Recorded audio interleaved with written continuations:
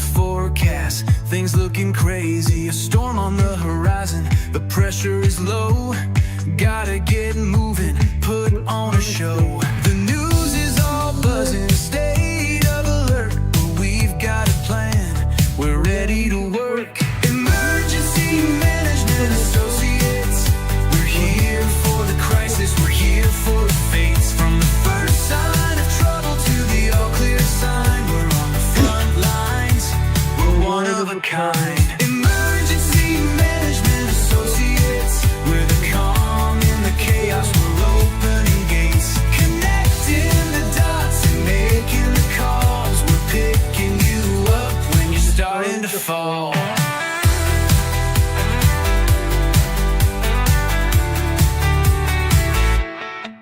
See a little fire or a rising flood, we're a well-oiled machine, we're running in the mud. From the city hall meetings to the rescue teams, turning worst case scenarios into hopeful dreams. We're training the people, stocking the gear, we're the team you can count on when trouble is near. Emergency Management Associates, we're here for the crisis, we're here for the fates. From the first sign of trouble to the all clear sign, we're on the front lines, we're one of a kind. Emergency Management Associates, we're the calm in the chaos, we're opening gates, connecting the dots and making the calls. We're picking you up when you're starting to fall. It's more than a job, it's a calling, you see. Prepared for the present and what's yet to be. Every second counts, we're ready to react for our communities. We're making an impact.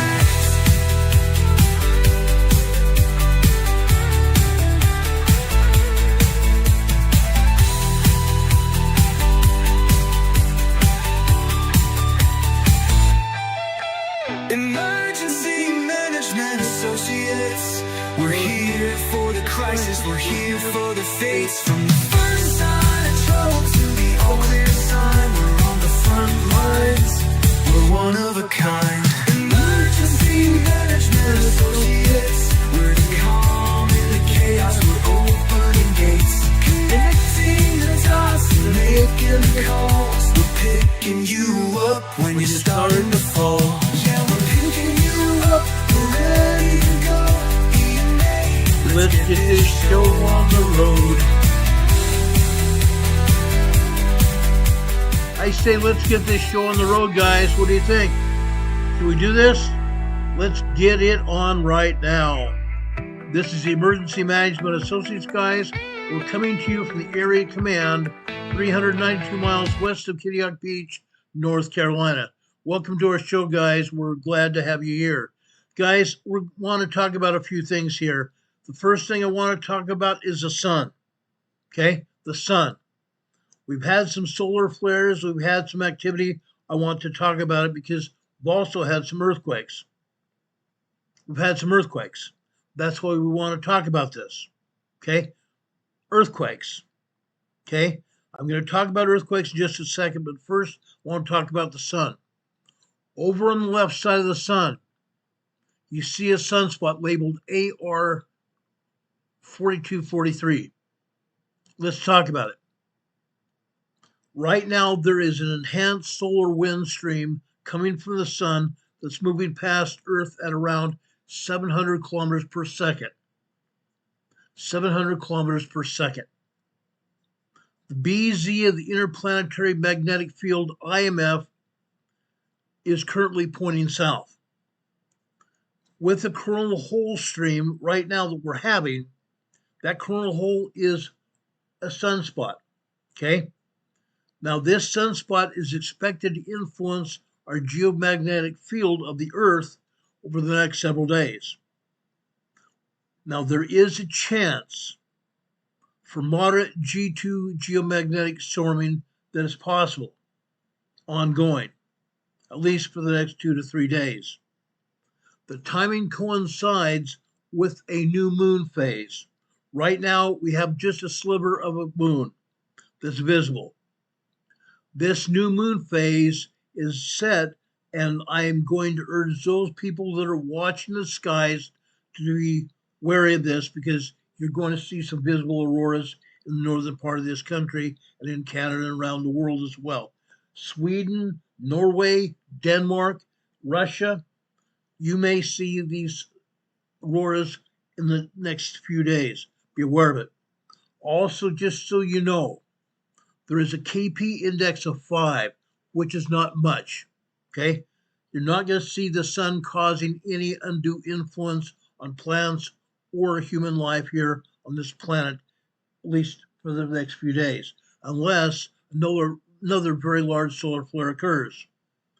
Solar activity during the past 24 hours have been at low levels, with only minor C-class solar flares that have been detected. The strongest of these flares was a C9.8. C9.8. Now that's average. That's average. Sunspot 4341 is the one that caused that on January 15th, yesterday. Okay? That's what's going on with the sun. Now, this is a rather large sunspot. Okay?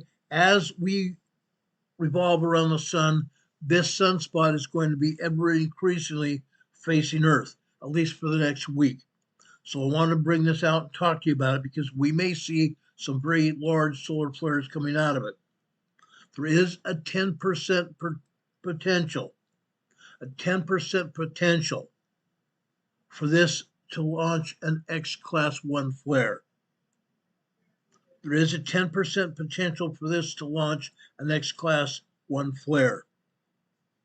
This was on the eastern solar sunspot terminator on the left side, eastern side of the sun, just yesterday.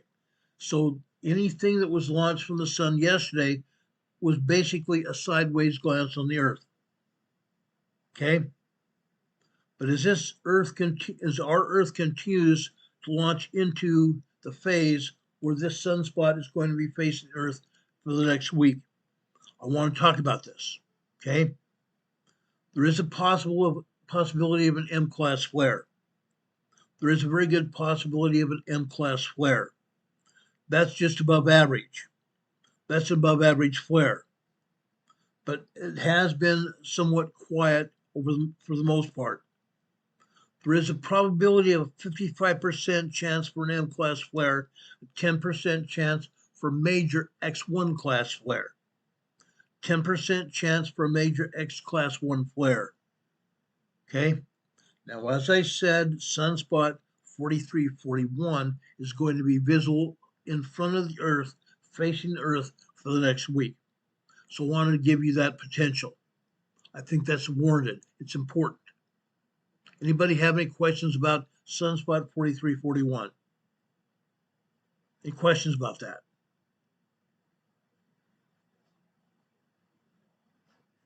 Heidi Pedrick says that might be one of the reasons she's had some problems with her balance. It's possible, but this was just a very, very small average solar flare. It was only C9.8. Very average flare. Very average flare. It's not poking any power into it, basically. Any questions? Heather's going to walk her pup. Heather, please be careful, okay? God bless you. Heather will probably be back in a little while. Okay. I want to talk about a few other things before we talk about our main topic of the day, which is earthquakes. Earthquakes, guys. Okay? Last night, after 10 p.m. Eastern Time last night, there was a very strong 6.1 magnitude earthquake that hit on the Blanco fracture zone off of Oregon, 160 miles off the coast of Oregon. I'm going to show you the data. I'm going to bring that back in just a second. I want to show you where this earthquake hit. First off, I'm going to take down our webcam. I'm going to take down our EMA banner here. I want to show you where this earthquake is and what happened last night.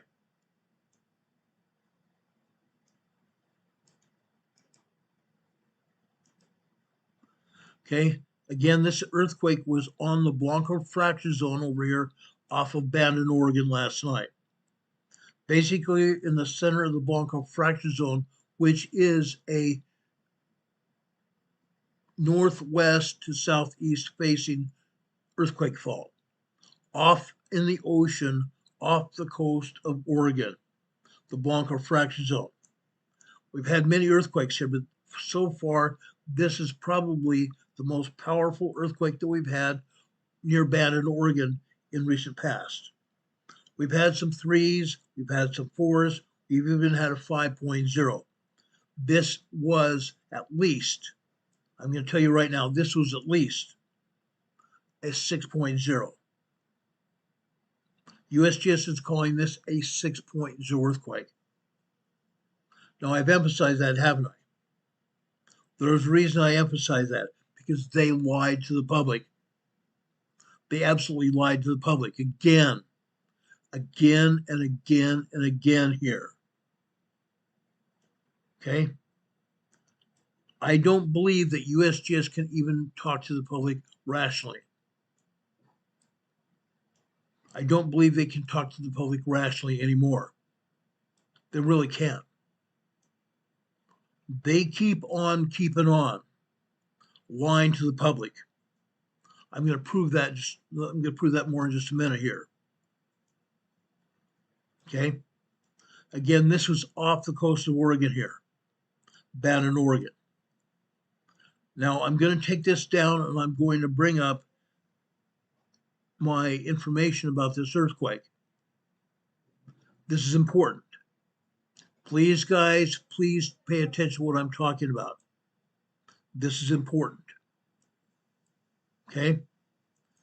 This is the bag seismology study page of the United States Geological Survey. They're calling this a 6.0 earthquake. Okay? I'm going to scroll down here with you. Okay? Look at this.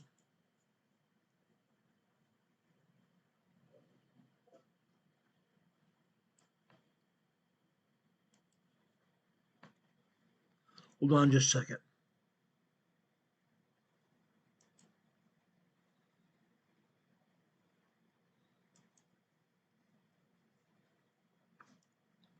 Okay, let's scroll down here.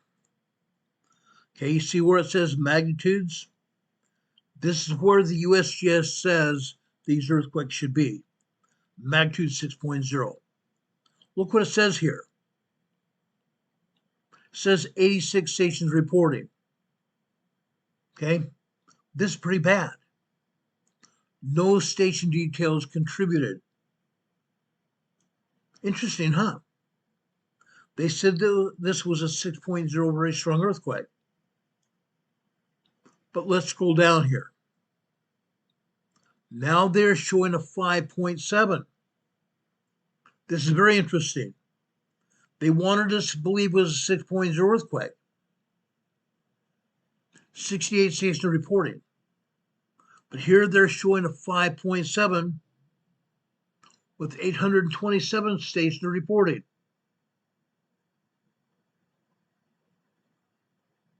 I'm sorry, 107 stations reporting. I'm sorry. 107 stations reporting.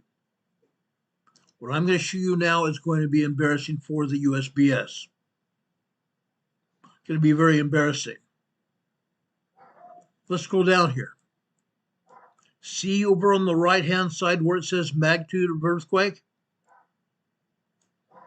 The seismographs that were located in the ocean and at Bandon, Oregon, here are showing the magnitude of the earthquake, the strength of the earthquake. Look what it shows here. Look what it's showing, guys. 6.28, 6.04, 6.35, 6.48.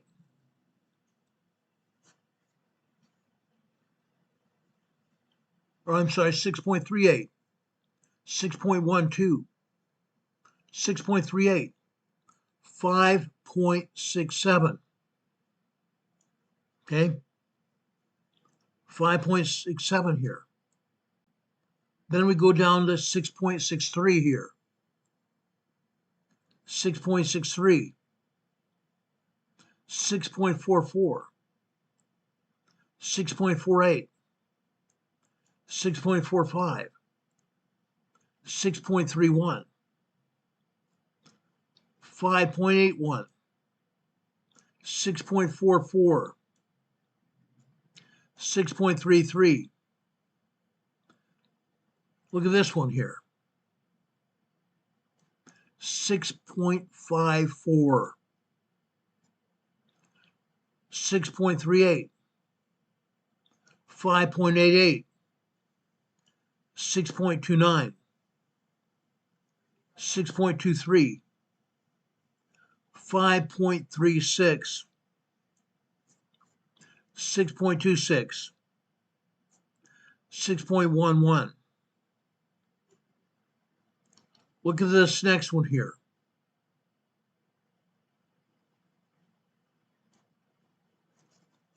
What's it say? 6.67.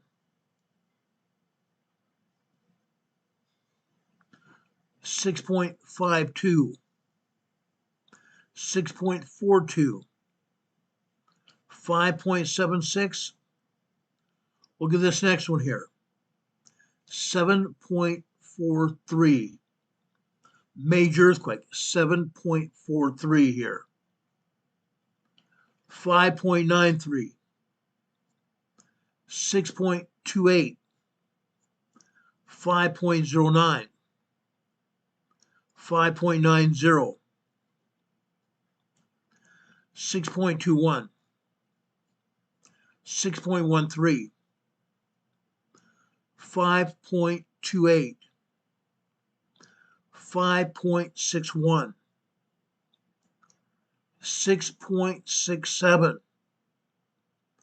5.66. 5.93. 5.93. 5.94. 5.77. 5.62. 6.25. 6.36. 5.80. 5.4. 5.41. 5.57. 5.82. 6.12. 6.04. 5.94. 6.28. 6.36.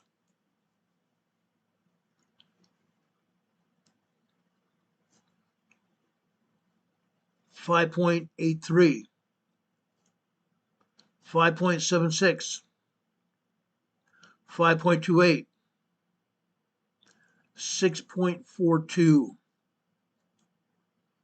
6.18. 5.47. 5.88. 5.83. 5.71.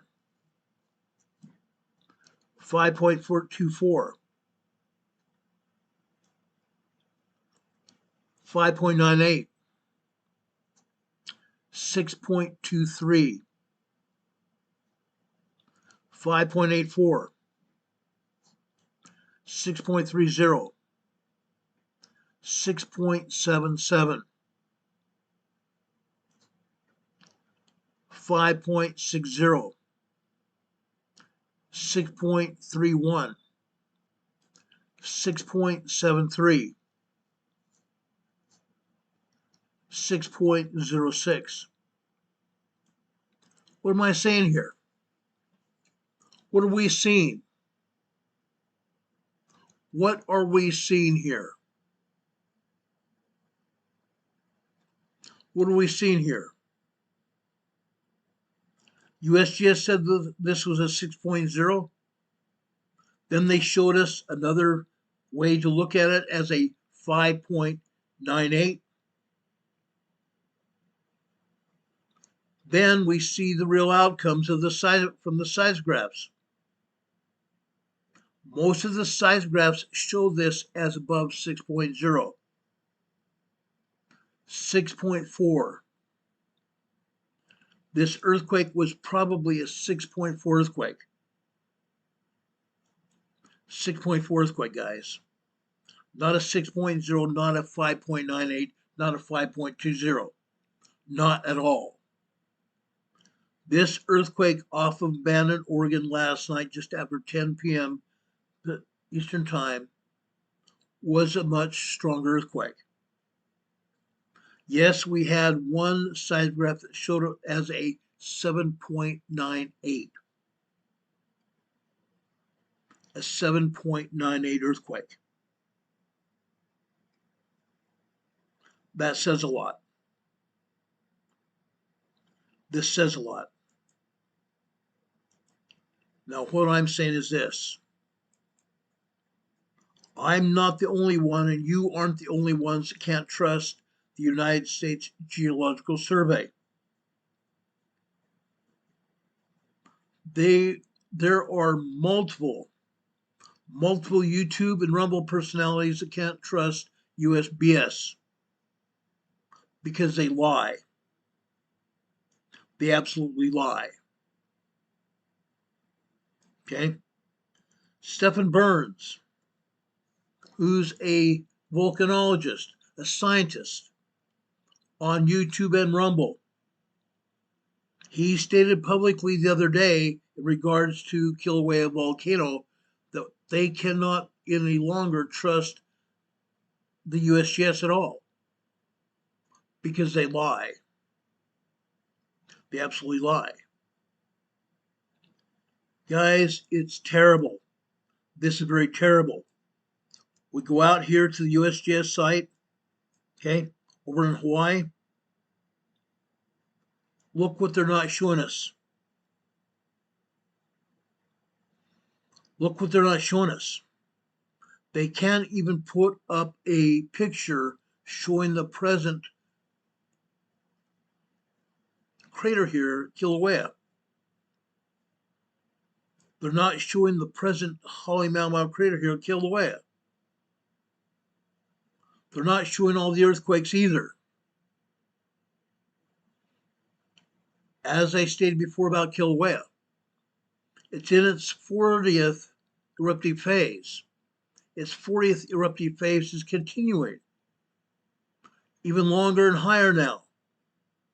1,300 foot high fissures, fountains have opened up here. Over 1,300 foot long fountains have opened up here in the fissures in the crater of Kilauea. They're still not showing all the earthquakes either. Now, there is some consternation here.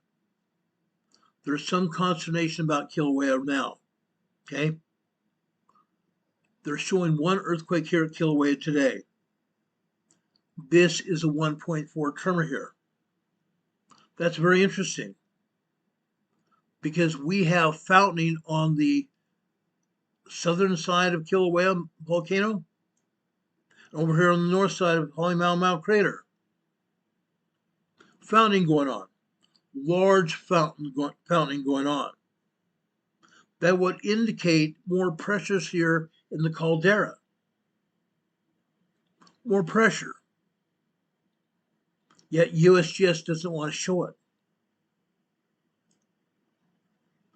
There is a theory that Kilauea could really erupt now. Could really erupt. Because the fountaining of the volcano is increasing here. Increasing. And as the lava comes up above the caldera, it hardens, doesn't it? It hardens. That means the caldera is rising. That means the caldera is rising. The caldera is rising, guys. rising means the walls around Kilauea crater are getting filled in. The walls around Kilauea volcano are getting filled up. As more and more lava comes into the crater, it hardens, doesn't it? The floor of the crater is getting filled in. As that lava level rises up, at some point in time, we're going to find lava flowing down the side of the volcano if this continues. Yet USGS is not even talking about it. They're not saying one word about it. Not one lousy word about it. This is what I'm talking about here. They don't want to talk about it. They don't want to talk about earthquakes over in the Pacific Northwest. They don't want to even show earthquakes around the world, let alone here in the United States at all.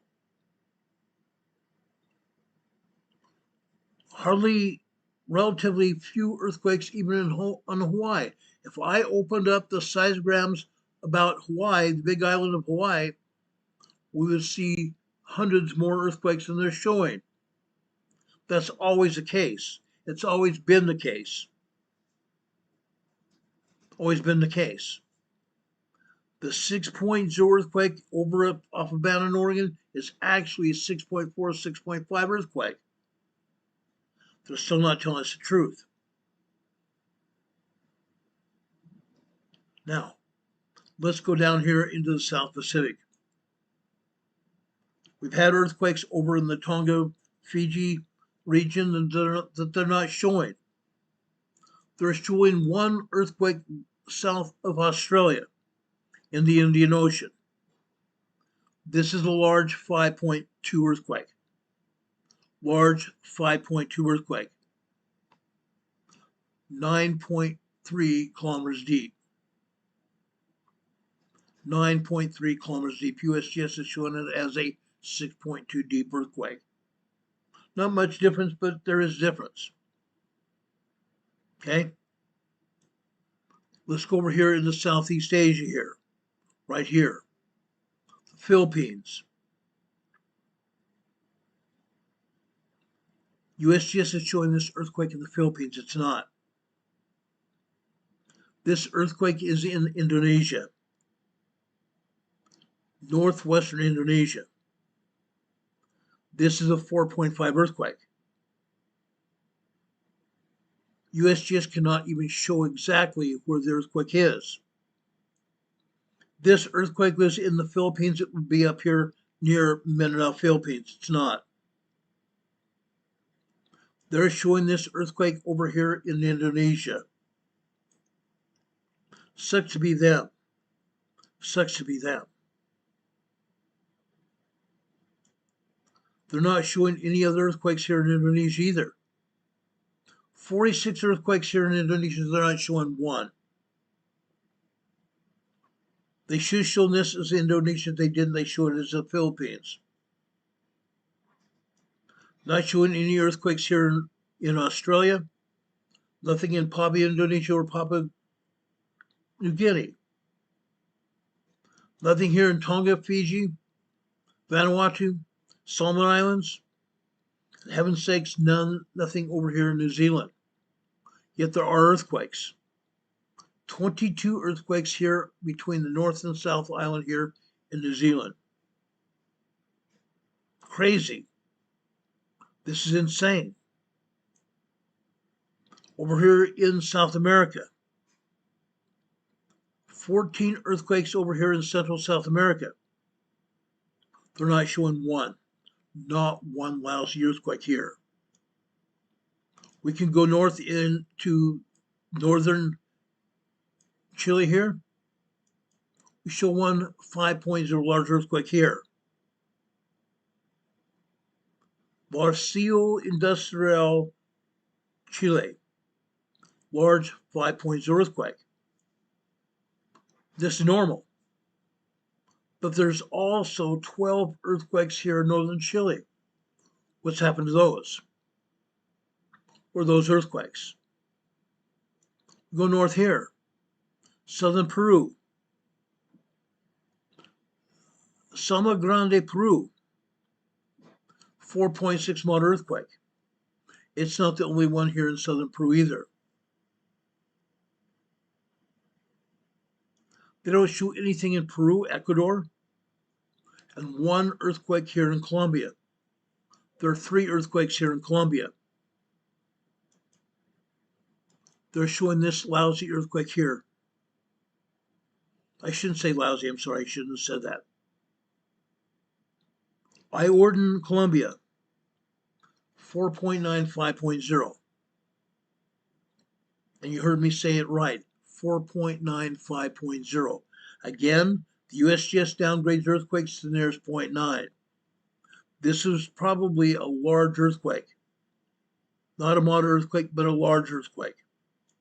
Maybe even larger than 4.9, 5.0. We go down here in Central America. A 5.2 earthquake over here in Honduras.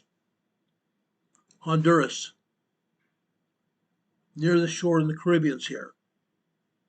Large 5.2 earthquake, 6.2 kilometers deep. So people live in this area. There are people that live in this area here, all along the beaches here in Honduras. People were affected by this earthquake. People felt this earthquake. This is 7 miles offshore. They felt this earthquake, guys. Okay? That's the only earthquake they show here in Central America. Go here in southern Mexico. Again, this came out as a 5.0 last night. They downgraded to 4.9. 4 miles east-southeast of Barrio Nuevo de los Muertos, Mexico. 46 earthquakes here in Mexico alone. 46 earthquakes here. They show us 1 earthquake. This is stupidity. This is absolute stupidity on USGS's part.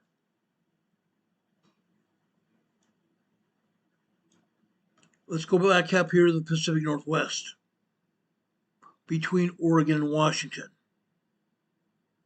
What are they showing us? What are they showing us or not showing us? Southern Oregon at the California border. 1.1 tremor over here near Rouge, Oregon. Rouge, Oregon. 1.1 tremor. Let's go over here in southern Washington. Southern Washington here. Look what they're showing us. Mount St. Helens. But they can't even put this at the volcano. They're showing it at the volcano, but they're not putting it at the volcano. They're describing this as a 0.6 microquake. 24 miles north-northeast of Amboy, Washington. North-northeast of Amboy, Washington. Look where this earthquake is. It is in the summit area of Mount St. Helens. There are dozens of microquakes. There are dozens of minor tremors. There's probably a half dozen or more minor earthquakes. There are at least 2 3.0 large earthquakes here at Mount St. Helens. But guess what? I'm going to show you documentation that the United States USGS, United States Geological Survey, is not showing squat at these volcanoes. None of them. Not one of these volcanoes is accurate today because the United States Geological Survey, with the participation of the Pacific Northwest Seismic Network, are showing accurate information today at these volcanoes. None of them. Not one of them. Each one of these volcanoes is active. Each and every one of these volcanoes is active. But I'm telling you right now, USGS is not showing any earthquakes at the volcanoes. But they are showing traces of the earthquake offshore of Bethel, Oregon, at the volcanoes. They're showing traces of that 6.0 earthquake off of Bethel, Oregon, at these volcanoes. I'm going to show you that in just a minute. That's upsetting. Should be upsetting anyone that's watching for earthquakes here in the Pacific Northwest. Should be very concerning.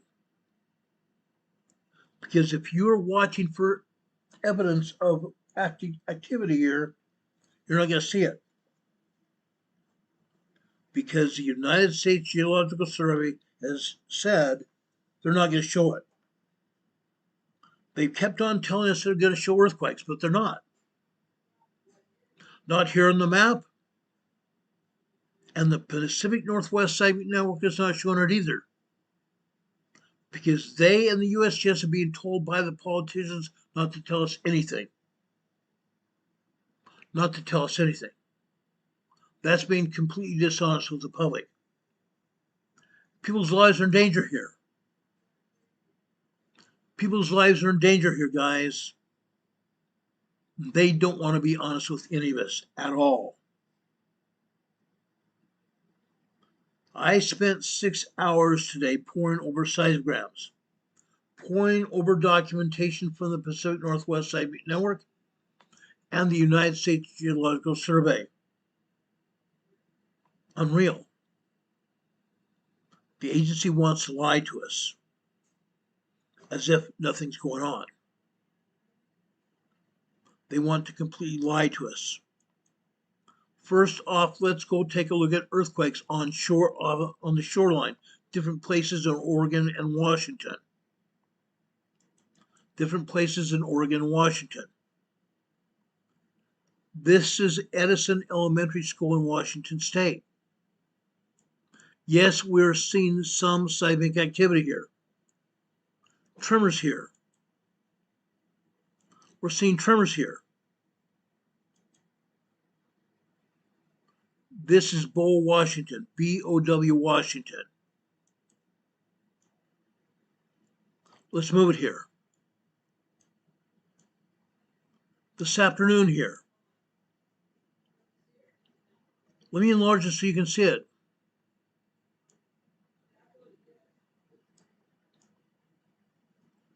Late this morning, this afternoon. Okay.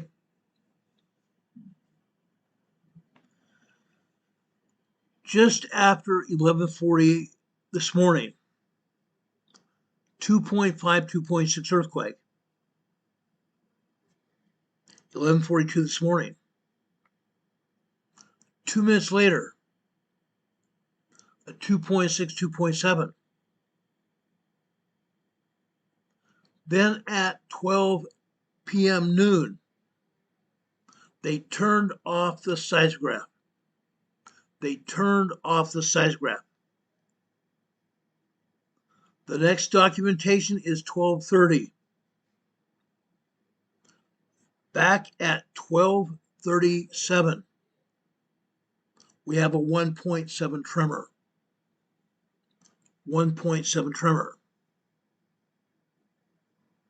Then after 2:20 this afternoon, 2:27 this afternoon, 1.4 tremor here. That's all. That's all. Because they've decided they're not going to show us exactly what's going on. In the past, We've seen a lot more earthquakes here at Bo Washington before. They're not showing it to us. I believe they have no intention of showing us what's going on here. They have no intention on being honest with us at all. Let me show you another seismic here. That's Bo Washington. Let's go over to Fildago Island. Fildago Island in the Puget Sound, northern Puget Sound. Look at this. We've seen earthquakes a lot here at Fildago Island. Up at the top here last night. This is last night. After 4 p.m. Actually 4:15 p.m. here. Okay. This is approximately 4, what do I want to say, 4:02, 4:03 last night. 2.5, 2.6 earthquake. After that, over here towards the right center here, that is 4:20, about 4:23 yesterday evening. 2.6, 2.7 earthquake. Look at all the other documentation here. Tremor activity. Yes, there's a lot of tremor activity. Why is USGS not showing this activity on the map? Tremor activity. Tremor activity going in this afternoon as well. They can't be honest with us at all. There is no honesty among thieves. There was no honesty among thieves. All this kind of earthquakes here, including tremors are earthquakes. All this kind of study here, and they hardly show anything on the map at all. At all. What's wrong with this picture? What is wrong with this picture?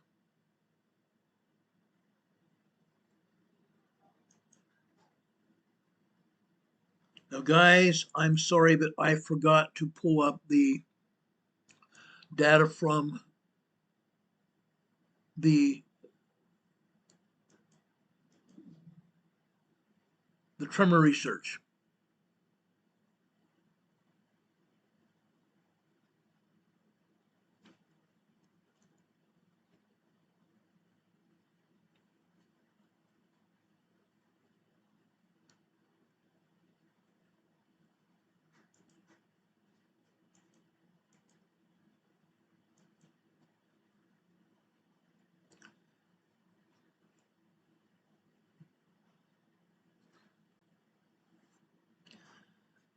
Hold on a second, their PNSN is loading the data here, supposedly.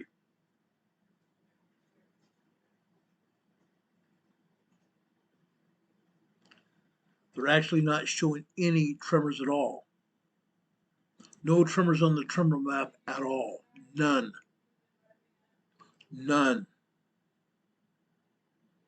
Okay? You here in the Puget Sound area, northern Puget Sound, probably close to 7,500 tremors. They're not even showing it. They're not even showing it.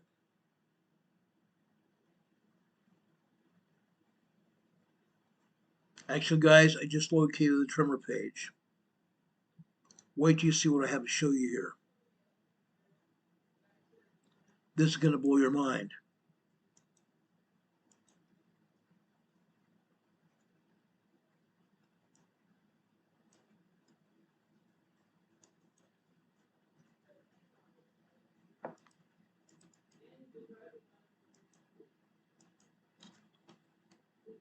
Okay, guys, I'm going to show you the tremor map now. Wait till you see this. Yes, I'm going to continue showing you earthquakes all around Washington and Oregon, because even the tremor map doesn't show what's going on. The seismograms don't show it either. That's the problem here. They're hardly showing anything at all.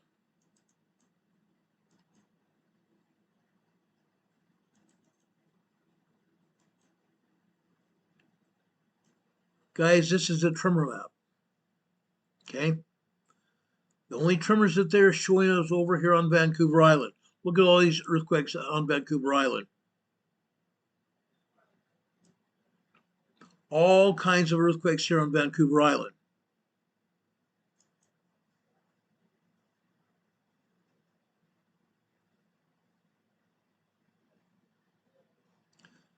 Just a second here. I'm looking for some information here.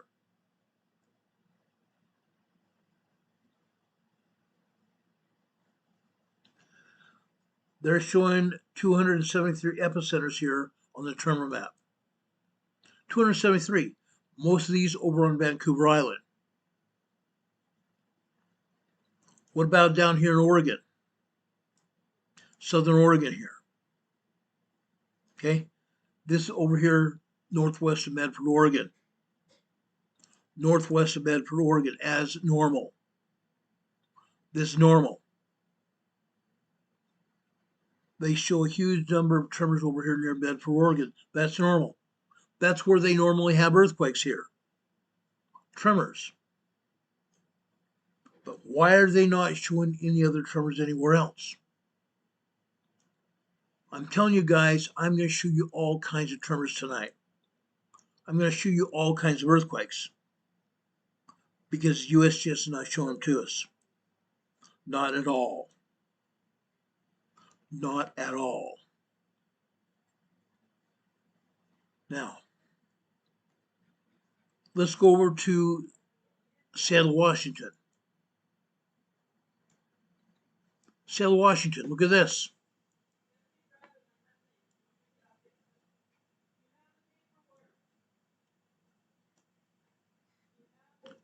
This is a pier. This is a seismic pier at Seattle, Washington. Let me reduce the size of it so you can see what I'm talking about here. Again, this is very important. You need to see this.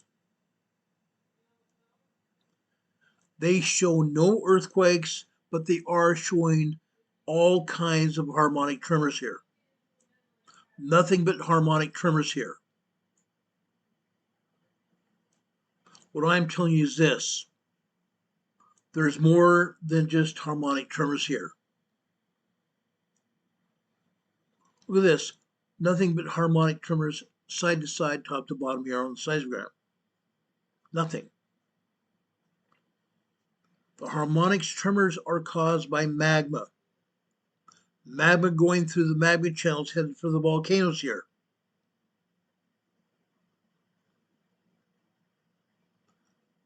This is Seattle, Washington, at the pier. Literally all day long here. All day long here, guys.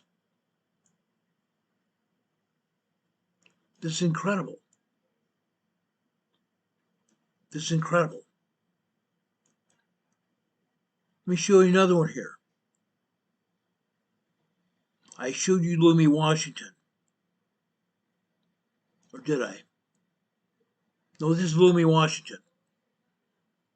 This is the island, Loomy Island.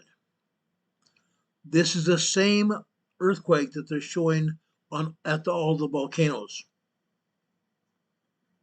This is also the northern Puget Sound.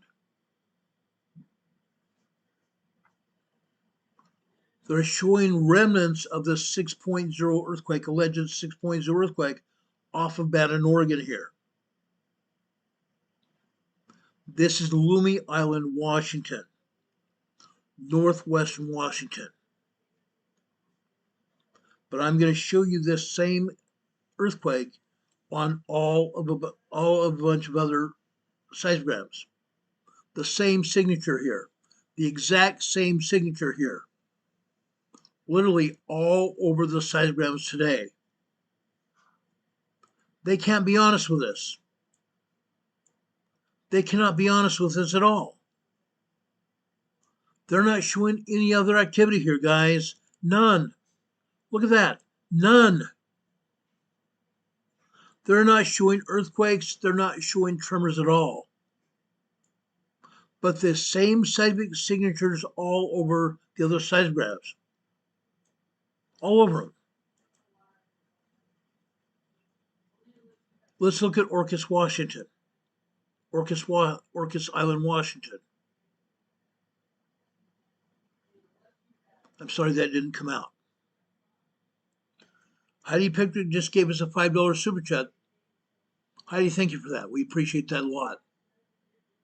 God bless you, Heidi. God bless you. We appreciate you a lot. Means the world to us. Means the world to us.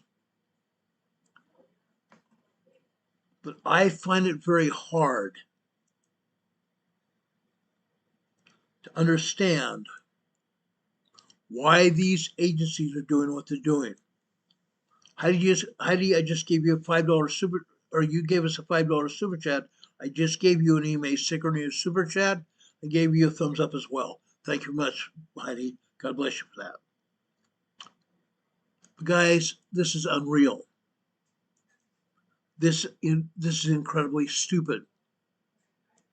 Pistol River, Oregon, look at this.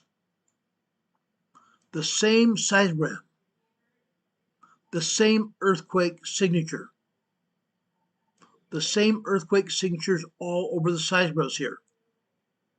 You see the same thing at the volcanoes. Nothing else listed here. Not a thing. Not a thing. That's Pistol River, Oregon. Let's go over to Radar Ridge, Washington, Sell, Washington. The same thing. Guys, every day here in Washington, we have earthquakes all over Washington. Earthquakes, tremors, minor earthquakes, and small earthquakes. But they're not showing one darn thing here. The same signature of earthquake from the 6.0 offshore. But they're not even being accurate about that. What this earthquake signature is proposing, this might have been a 2.5 earthquake with everything else going on after that. Tremors and minor earthquakes after that. This is not the actual earthquake signature that we would see from a 6.0 earthquake or a 6.5, 5.5, 5.9, or a 7.9 earthquake as was proposed by one seismograph. One seismograph, I showed it to you, was shown to be a 7.9 earthquake.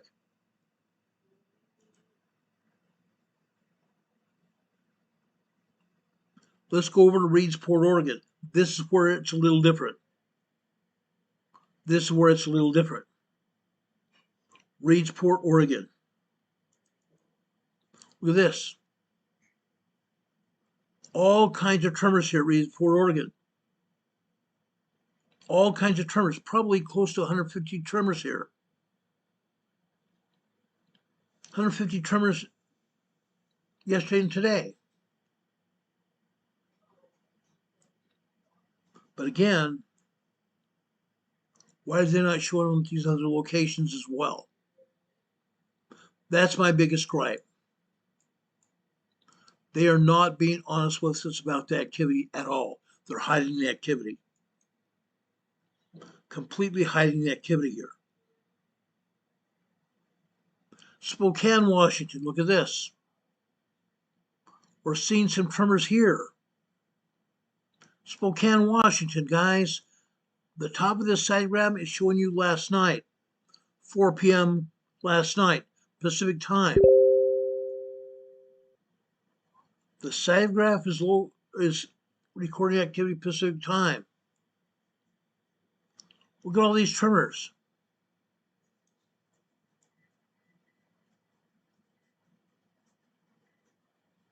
They're not even showing you this afternoon here. What's wrong with that? Again, they're hiding information. They're not showing the activity this afternoon. That's a joke. That's disappointing. The agency can't even show us activity. They're lying through their teeth. They are absolutely lying through their teeth about what's going on. One more here. Willapa Harbor, Tokiland, Washington. Willapa Harbor, Washington. We're seeing activity here. But usually we see more activity here than we ever do. I believe it's my assertion here that they're hiding activity here at Willapa Harbor. Willapa Harbor, we usually see 2.2, 2.5, 2.6, 2.6, and 2.7 earthquakes here at Willapa Harbor, Washington. All they're showing here are tremors. All that they're showing here are tremors except for this afternoon, where I believe we see maybe a 2.4, 2.5 earthquake this afternoon. Let's enlarge this and take a look at it.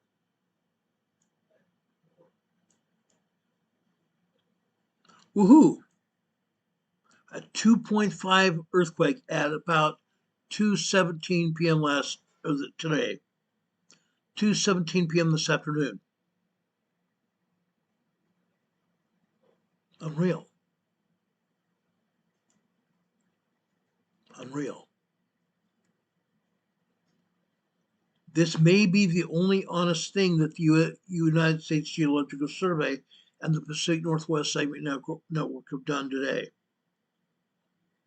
Showing us fairly accurate information here at Willapa Harbor, but it's my belief that there are more earthquakes here this morning and last night than they're showing us. Hardly showing us anything here. Let's go over and look at volcanoes now. Let's go over and look at volcanoes.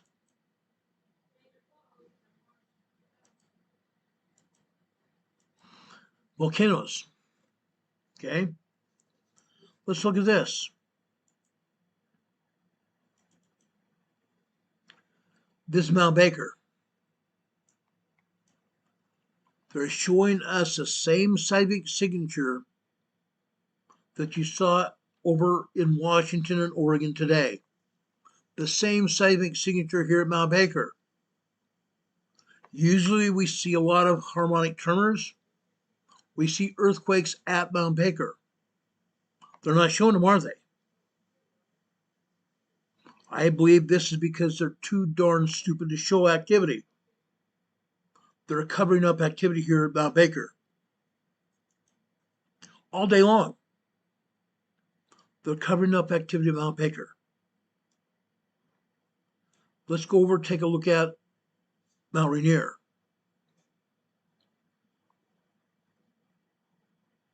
Mount Rainier. This is Camp Muir, Mount Rainier. The same lousy signature here. They can't even show us real activity.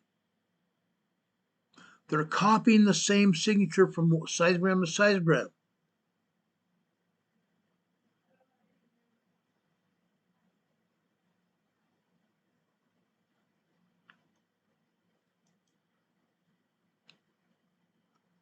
Let's look at Emerald Ridge.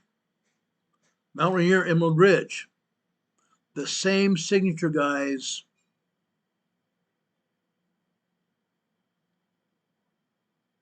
You can't possibly be correct on this. They're not showing any activity this afternoon either. That's a fallacy.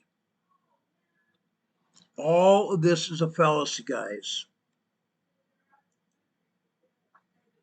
They are lying through their teeth about what is going on here in the Pacific Northwest. West of Mount Rainier, where we had all that activity just a month or so ago. Look at this. Over here on the west side of Mount Rainier, they're showing harmonic tremors. Harmonic tremors. Yes, I can believe there are harmonic tremors here at Mount Rainier, but I believe we are also having earthquakes here as well. They are not being honest with us about what's going on here. Not at all. Not at all. Yes, I can agree that Mount Rainier and the other volcanoes have had harmonic tremors. But what I don't agree with, they are not showing all the activity. Not at all. Let's go south to Mount St. Helens. Mount St. Helens. What's going on? Look at this. This is not even the same signature that they showed us on the other seismographs. This is not the same signature, but it's altered. It's altered. As if this was maybe a 2.4 earthquake. This is East Dome Mount St. Helens.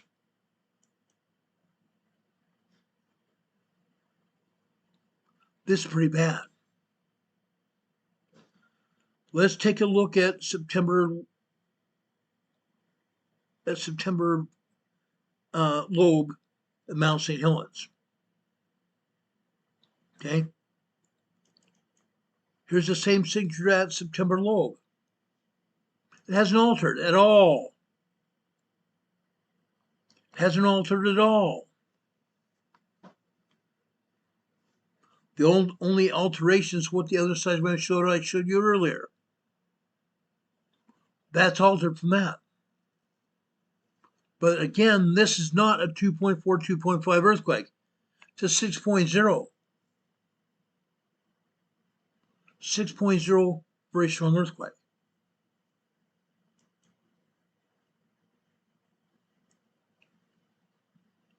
How about September lobe at Mount St. Helens on the HHN channel, or what they call the BDF CC01 channel, which is showing you magma coming into the volcano. Magma coming into the volcano Mount St. Helens. What are we showing here? Look at this. This is the only one. This is the only one. And this is not showing us accurate data either. They're at least showing us magma coming into the volcano here.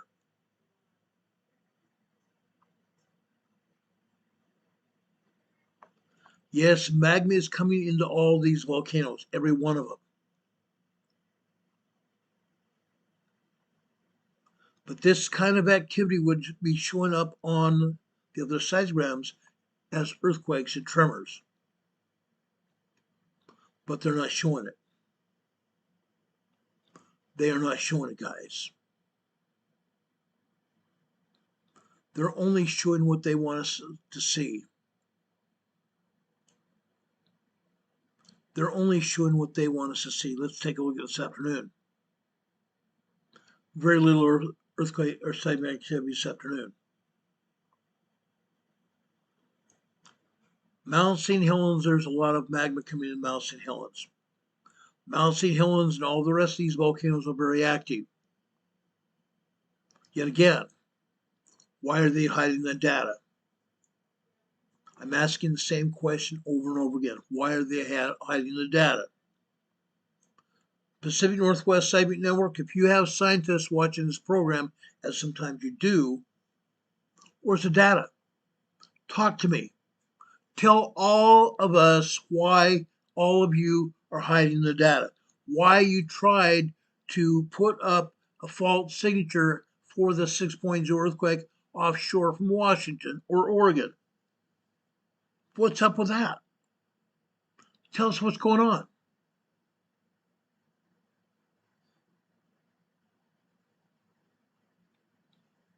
Now, guys, Renee Steffi's here in the chat. one of my great mods. Renee Sevy's saying, with all the chaos going on, makes you wonder what the government and its elites are trying to tell us and trying to distract us from. What are they hiding? What in the heck are they hiding here? This is ridiculous. This is utterly ridiculous. Let's take a look at northern Mount St. Helens, Studebaker Ridge. Look at this. Here at Studebaker Ridge, they're showing us some data here. They are showing us some magma movement here. See the lines here after 4 p.m. last night? The thinner lines, less magma. The thicker lines, more magma here. Then after 10 o'clock last night, again, they're showing us a false data signal from the Bronco fracture zone. Showing us false data here, showing us maybe a 2.4, 2.5 earthquake, which it's not.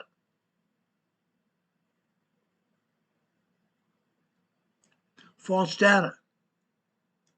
Then all night long, as they typically do, I've shown you this before, all night long after 9 or 10 o'clock at night, they turn down the seismograph. They turn down the machine. So it hardly shows anything going on.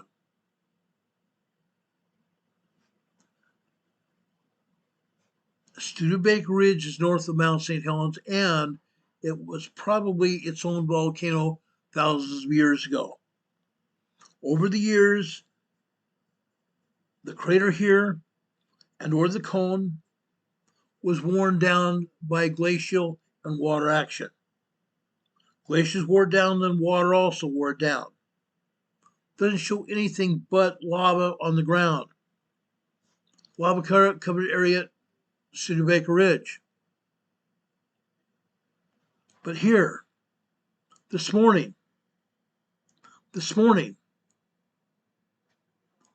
they decided to turn the seismograph back up.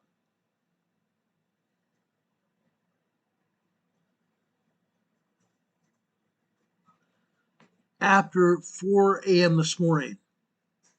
4 a.m. this morning, they turned the seismograph back up. Now we are at least seeing tremors here. Loads of tremors here. What about this afternoon? I pulled this seismograph or seismic information this afternoon, and I waited till late to pull it.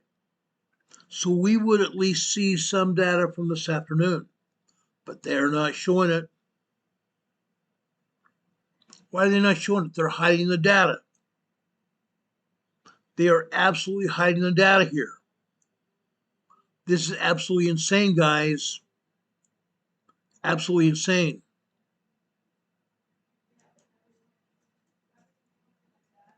I find it hard to comprehend what they're doing or what they're not doing.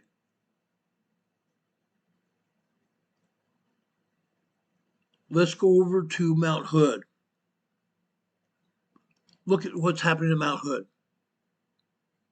Every seismogram I try to pull from Mount Hood. Palmer Lift,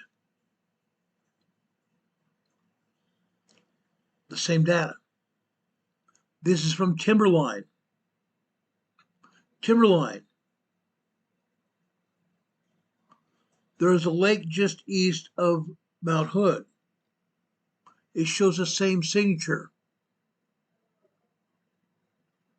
The same signature. Tom, Dick, and Harry to the north of Mount St. Helens or Mount Hood shows the same thing. Shell Rock shows the same thing.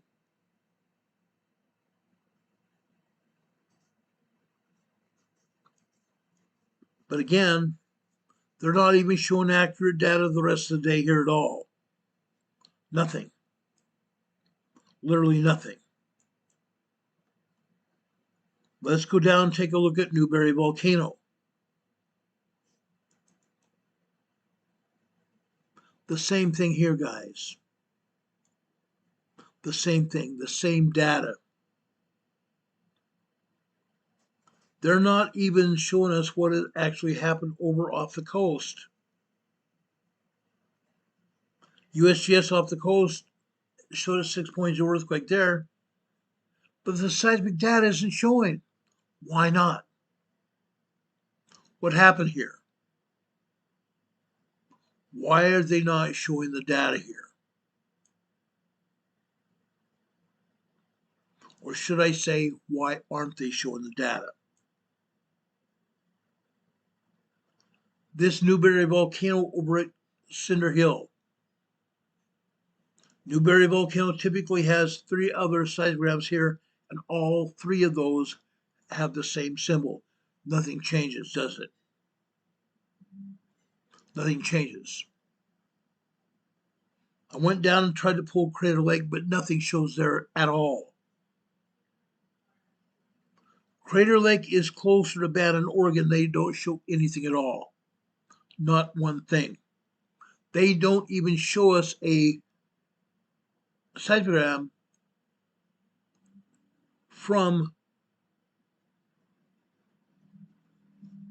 Crater Lake at all. They don't show a seismogram from the bunkhouse, South Central Crater Lake at all. Not showing one seismogram at all. This is pretty bad. This is very bad.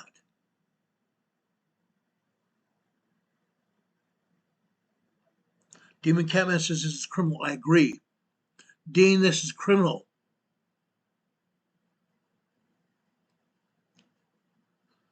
Now,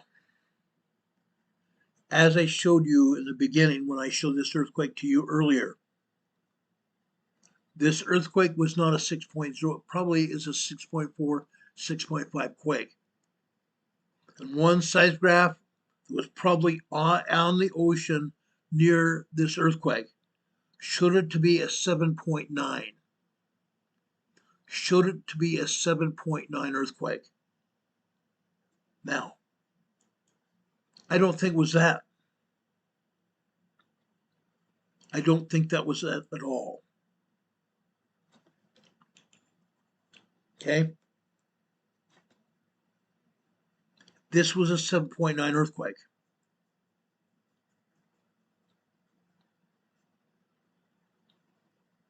Let me bring up the USGS map again.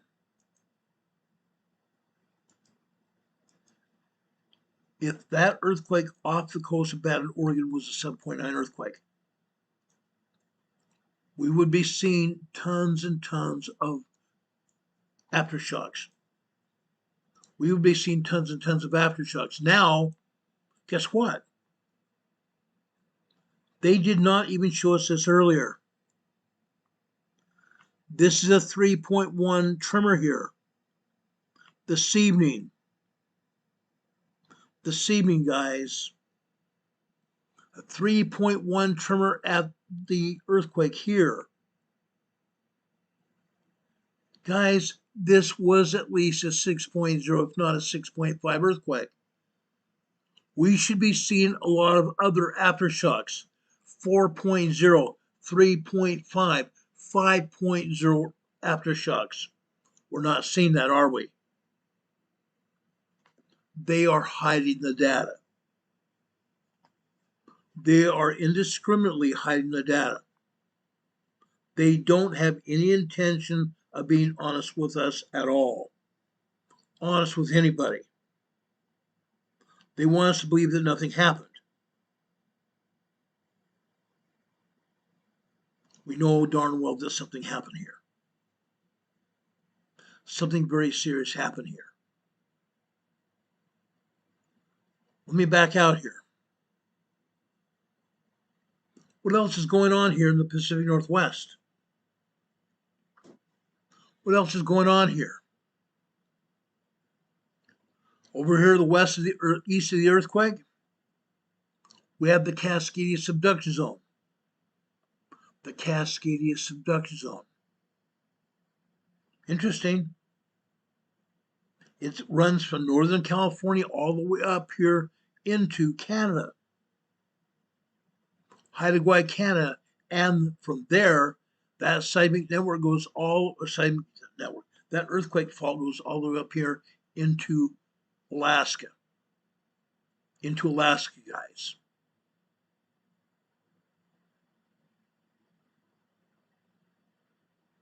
Okay? Again, it's my belief that this was a much larger earthquake. Again, USGS has no qualms about lying to us, and I've proven that before.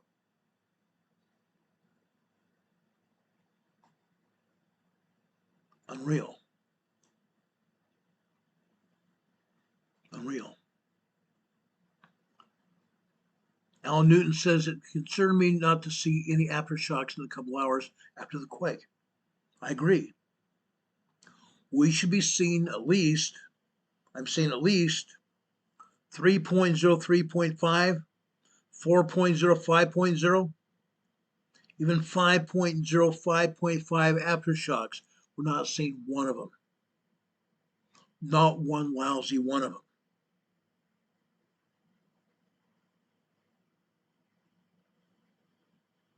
That's pretty sad. A major earthquake fault right next to it.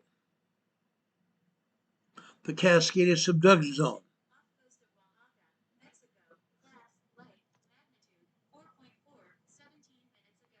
Another 4.4 moderate earthquake off of Oaxaca, Mexico, southern Mexico. 4.4 earthquake. Yet USGS doesn't show earthquakes in Mexico. They don't typically show Mexican earthquakes at all.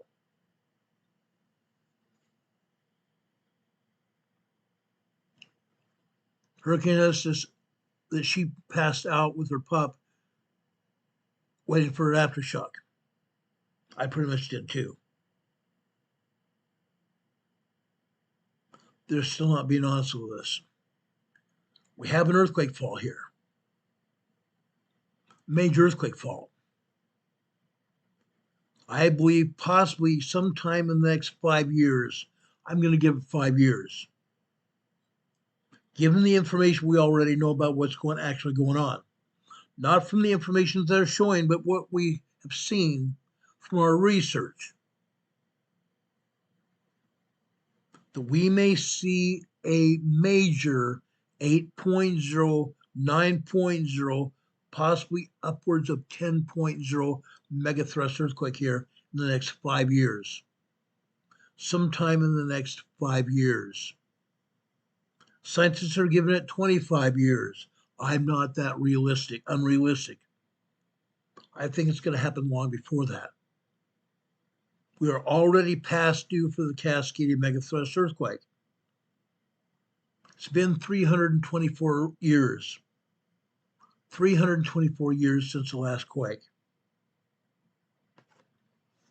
Crazy. Insane.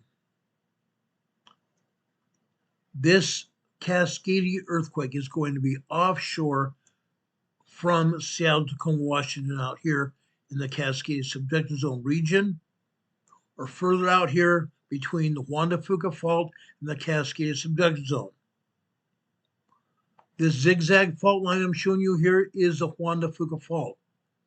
The Juan, Juan, de Fuca, Juan de Fuca fault.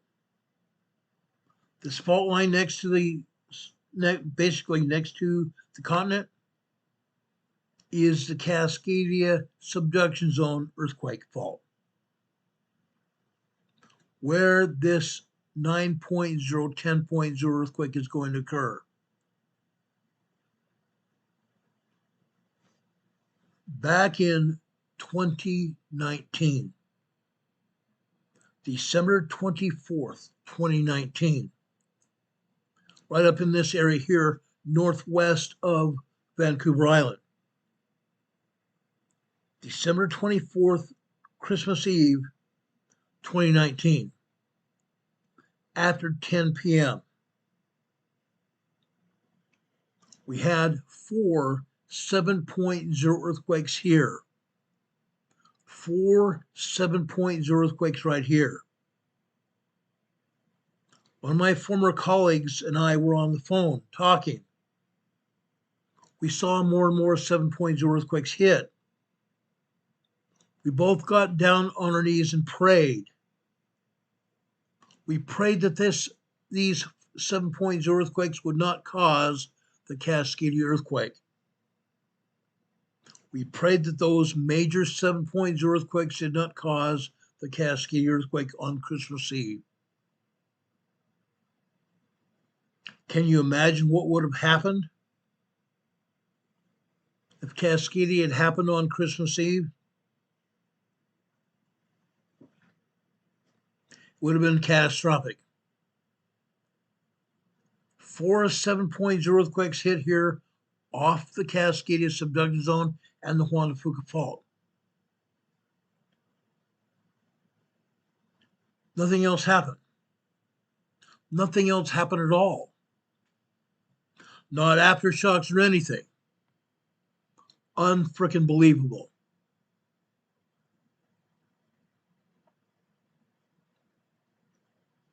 When the Cascadia earthquake hits, 9.0, 10.0 earthquake hits, the shock waves of this earthquake are going to go north, up earthquake fault, to Haida Gwaii, up here into Alaska.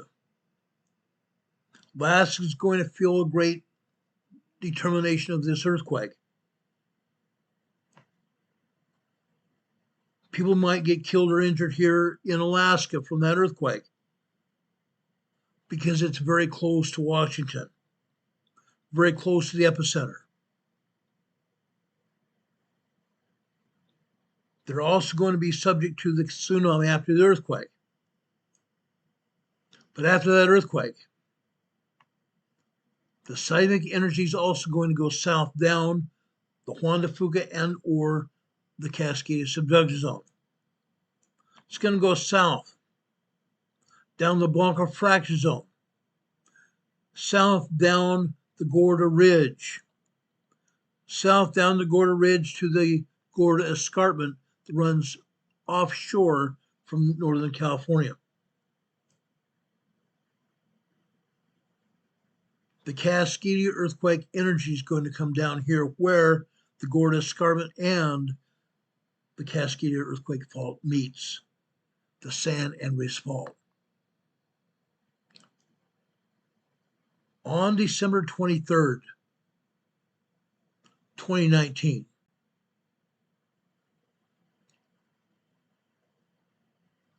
the head of the seismology department at Oregon State University met with seismologists and scientists over in San Francisco. His name is Christopher Goldfinger. At that seminar there, at that symposium, Chris Goldfinger said that the Cascadia earthquake would trigger the San Andres Fault. Said it was going to trigger the San Andres Fault, which means the seismic energy is going to hit the San Andres Fault and go all the way down south, all the way down to northern Mexico, all the way down to northern Mexico. Here today on the San Andres Fault, we have a 2.5 earthquake here. That's literally nothing. That's a minor earthquake.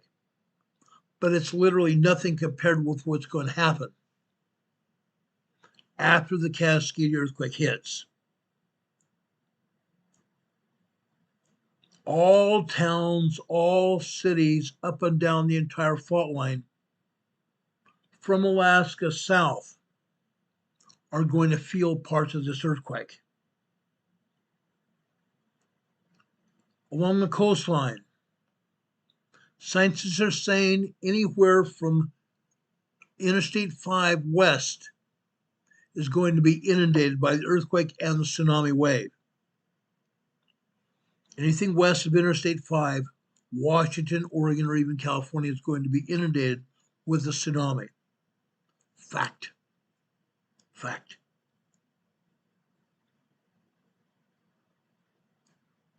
When the Cascadia earthquake hits and triggers the San Andreas Fault, shock waves are going to go down into California, all the way down California. Here in Northern California, we have all kinds of towns up and down here between San Francisco and the fault line.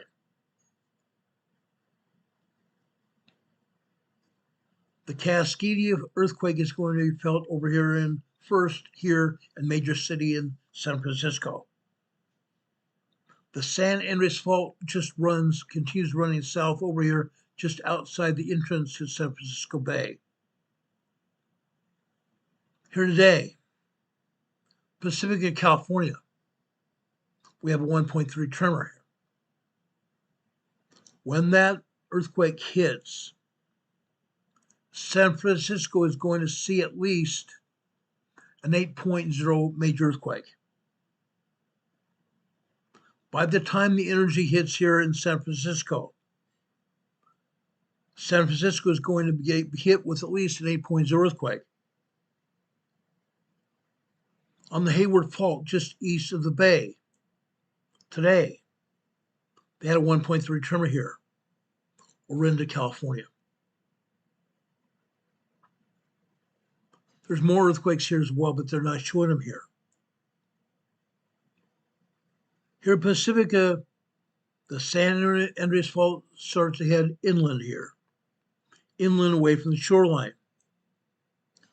Down here, south of the Bay Area, we have San Jose, Monterey Bay, Santa Cruz,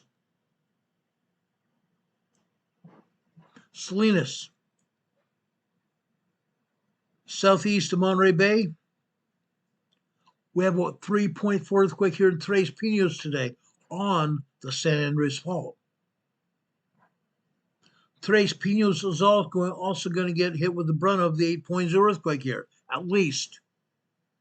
The San Andreas Fault continues south.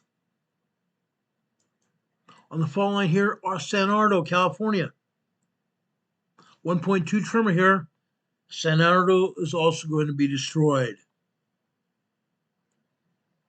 All the cities and towns on either side of the fault are going to be hurt badly. West of San Andreas down here, Santa Margarita, 1.6 tremor here on the Oceana Fault. Further down here on the San Andreas, over here where it connects with what? The Gorda Ridge. Gorda Ridge. Boy, have I got my ridge screwed up. Earthquake Falls. Okay? Guys, this also the fault line where the energy from the San Andreas Fault can be echoed up here into Ridgecrest, the Garlock Fault. Energy can be carried up the Garlock Fault here to Ridgecrest, where today we have a 0.5 microquake. And south there, down here in Johannesburg, California, 2.0 earthquake today.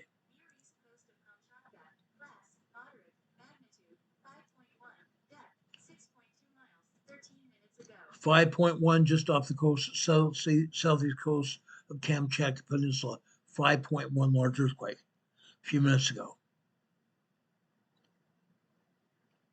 The San Andreas Fault continues to go north or south here.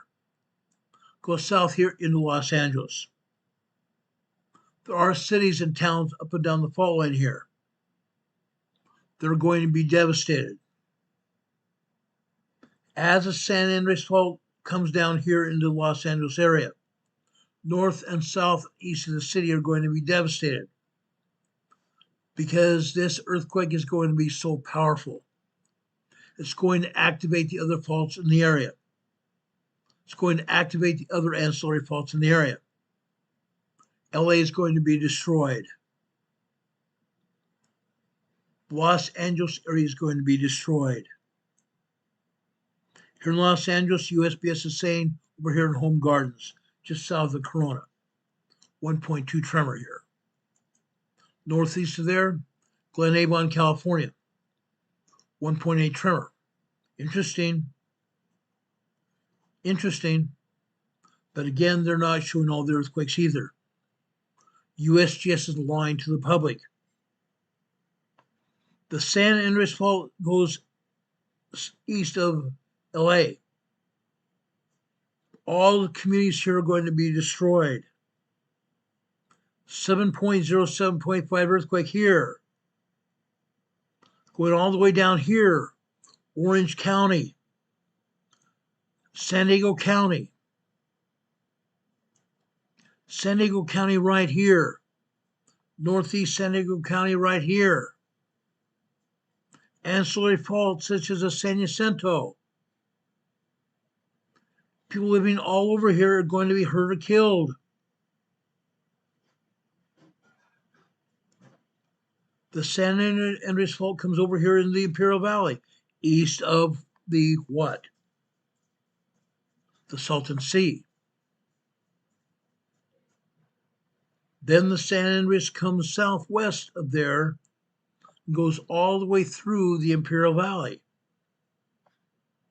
Here they're going to probably see a 7.0 plus earthquake here in Southern California and in Northern Mexico. Fact. And supposedly that 4.0 over here in the Imperial Valley was actually probably a 5.2. I showed that information to you also. Earth is still moving here in Southern Imperial Valley. Right here. This is 5 miles east of El Centro. They're saying a 1.4 tremor here west of El Centro. Guess what? El Centro every day gets hit with 23.0 earthquakes. 18 to 23.0 earthquakes every day here in El Centro. Fact. Anywhere from 75 to 150 earthquakes over in northern Imperial Valley, over in Calipatria. Calipatria up here gets hit every day. 75 to 150 earthquakes every day here. Can you imagine what it's going to be like with the San Andreas Fault when that major Cascadia earthquake hits? It's going to be devastating. Devastating. Southeast of this supposed 1.4 is a 1.3. 5 miles southwest of Holtville. Holtville, guys, over here. I showed you a cytogram yesterday from Holtville. They have their own share of earthquakes, including tremors. And USGS is not even showing these tremors here. Yet they're calling out tremors over here west of Holtville. This is 1.3 tremor here. This is a 2.0 tremor here. This is a 1.2 tremor here. And south of there right here, this is just east of Heber, California. Northeast of Heber, California down here. Guys, that's what's going to happen. I'm trying to be honest with you and tell you what's going to happen. Again, the San Andreas Fault goes up here in goes down here in northern Mexico. Northern Mexico is probably going to see a 7.0 earthquake here as well. At least. At least. And while we're talking about it, the entirety of North America, the entire continent is going to shake. From the west coast to the east coast, it's going to shake. All the way across the east coast, it's going to shake. The entire earth is going to shake like a bell. It's going to ring like a bell. This is a major earthquake. there is approximately 1,200 or 2,400 to 3,000 miles between the East Coast and the West Coast. This earthquake up here in northern Washington, all the way down here to Southern California, 1,000 miles. 1,000 miles. Down here, we're probably going to see 7.0 earthquake. Can you imagine what's going to happen here in North Dakota? 7.0 earthquake here in North Dakota. How about Canada? Vancouver, Canada. Alberta, Canada. Saskatchewan. Manitoba. Ontario and Quebec. Minnesota, Michigan. Ohio. Washington, D.C. 6.0, 5.0 over here on the East Coast. At least. At least. What are you going to do then? What is everybody going to do then? It's my opinion that the entire earth will ring as a bell within 15 to 20 minutes after this earthquake hits. A tsunami is going to be developing here along the Pacific coast. The tsunami will affect Alaska as well. Anywhere between a 50-foot to 150-foot of water. Not just one wave, but multiple waves.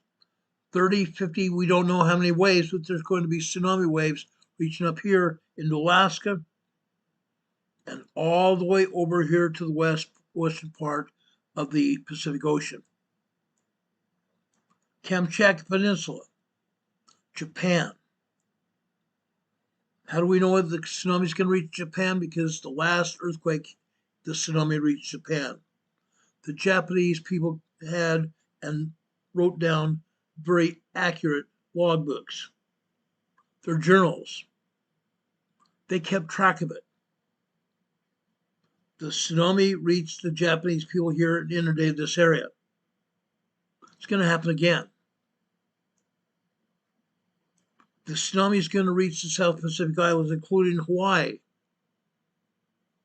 all the way down here into Taiwan, Indonesia, the Philippines, Papua Indonesia, Papua New Guinea, Australia, the Solomon Islands, Vanuatu,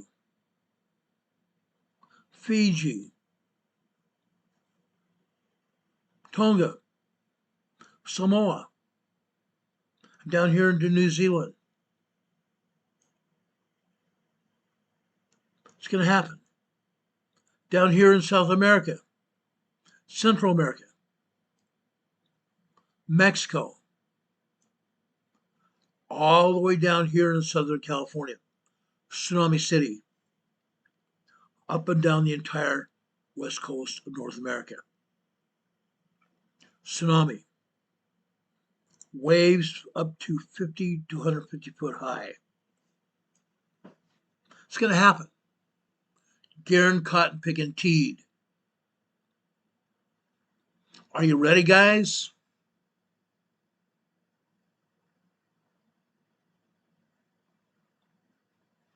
Are all of you ready? I kid you not, guys. I'm not lying to you. I'm telling you what's going to happen. The USGS is denying everything. They're denying everything. Yes, they say at some point in time there's going to be a Cascadia quake. Some point in time. But their honest answers are it could be any time. Is anybody prepared? Is anybody prepared? How many have a earthquake kit, a preparedness kit? How many of you have a preparedness kit of any kind? If not, you better get them. You better do it now. How many of you have first aid kits? How much food do you have in your pantry? How much water do you have stored in your pantry or around your house? Do you have clothes sufficient for 2, 3 days, 5, 6, 7, 10 days, or several weeks?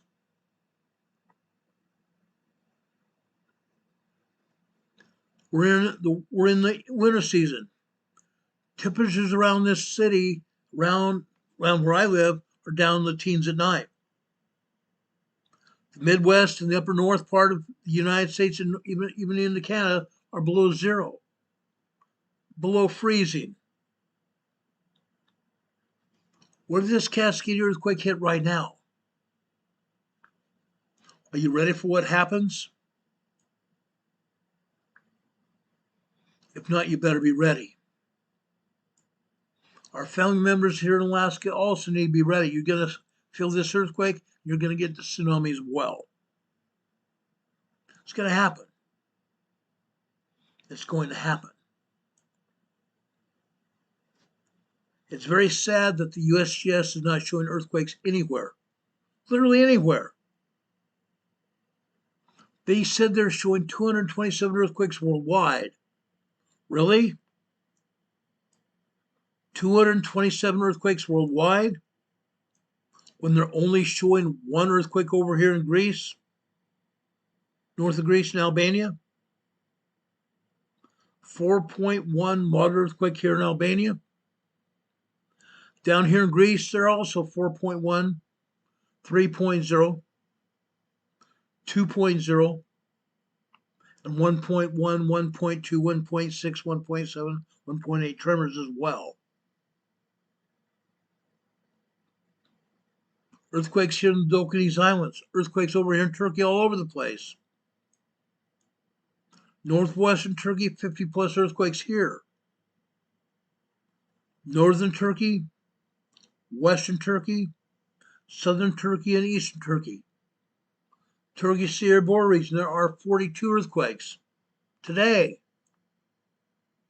USGS not showing one of them. Not one of them here. Today they're not showing any earthquakes in the Middle East whatsoever. That's a fallacy. That is an out and out lie.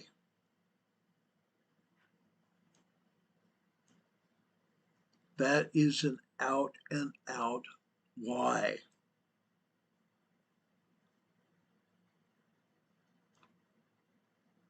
Nothing in China, nothing in India, nothing in Russia.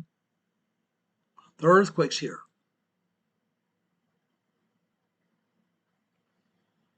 Are you guys ready for whatever happens now?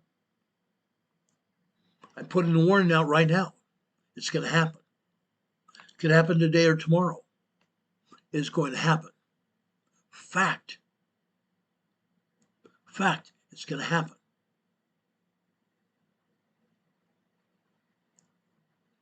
I'm asking everyone to be prepared right now. You don't have much more time. You honestly don't have much more time. I know time is valuable. I am busy with all this kind of stuff all day long, from the time I wake up in the morning until I go to bed. Literally. Carol even helps me. Carol helps me.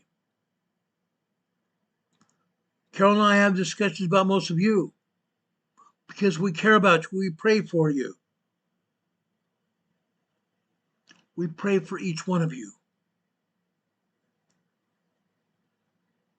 There are all kinds of things happening around us. All kinds of things happening around us.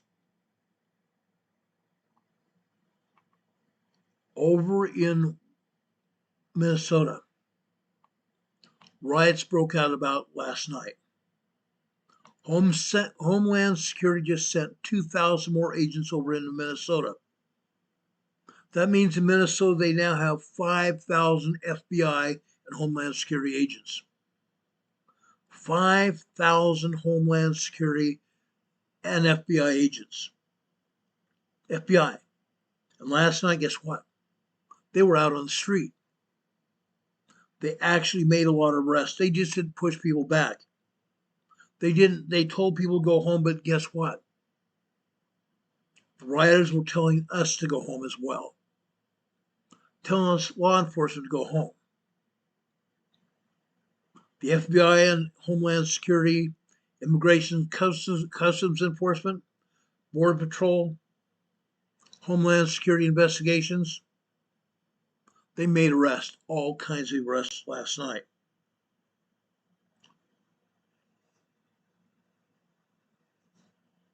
The other day, Trump made a warning. Trump put out a warning. If the corrupt politicians of Minnesota don't obey the laws and stop the professional agitators and insurrectionists from attacking the patriots of ICE who are trying to do their job, I will institute the Insurrectionist Act, which many presidents before me have used, and quickly, and put an end to this travesty that is taking place in once a great state. Thank you for your attention to this important matter. Signed, Donald J. Trump. Guess what? Guess what? It's not the only thing that he said. It is not the only thing that he has said.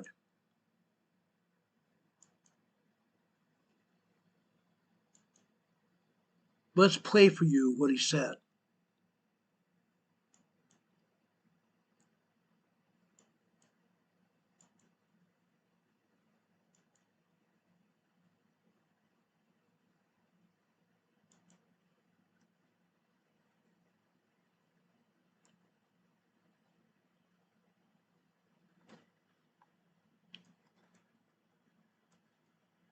Hold on a second. I thought I already had this keyed up.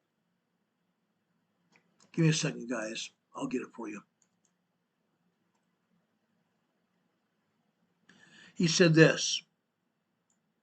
Which has been used by 48% of the presidents as of this moment.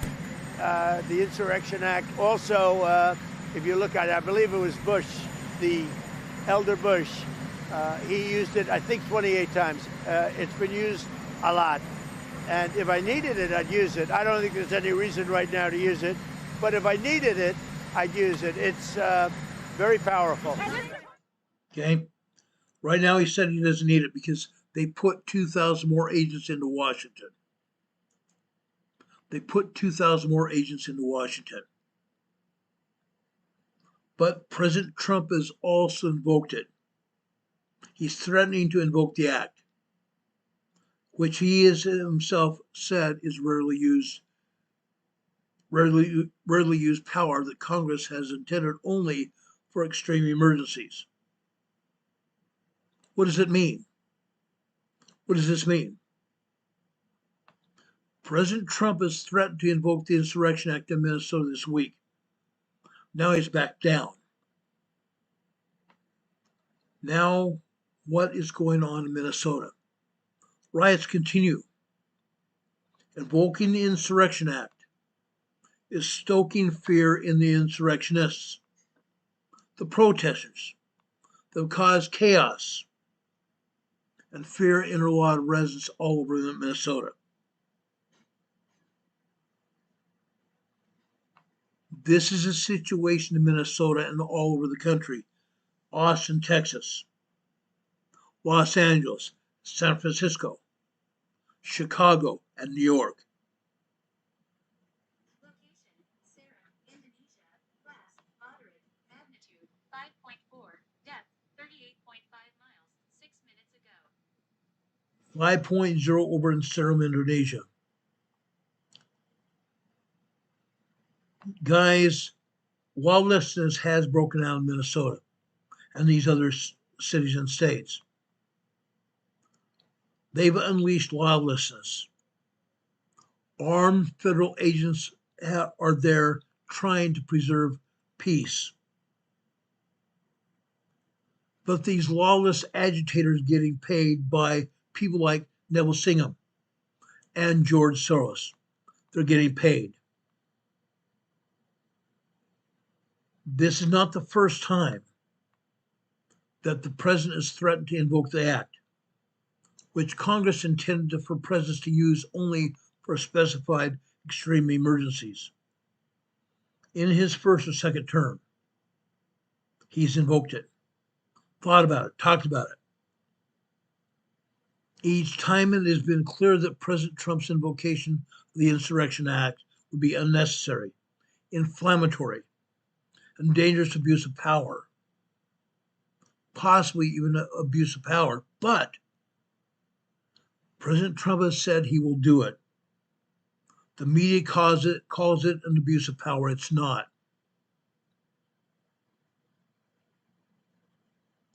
The Insurrection Act has been used by many presidents throughout the ages. It is a foundational principle from our Constitution that the American military should not be policing the streets except in unusual circumstances. The general rule exists for good reason. Military police patrolling in areas is corrosive to democracy. But what did we just see in Washington, D.C. just recently? When President Trump brought in the military, all of a sudden the lawlessness stopped.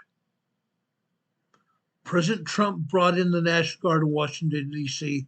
and Los Angeles, and the lawlessness stopped.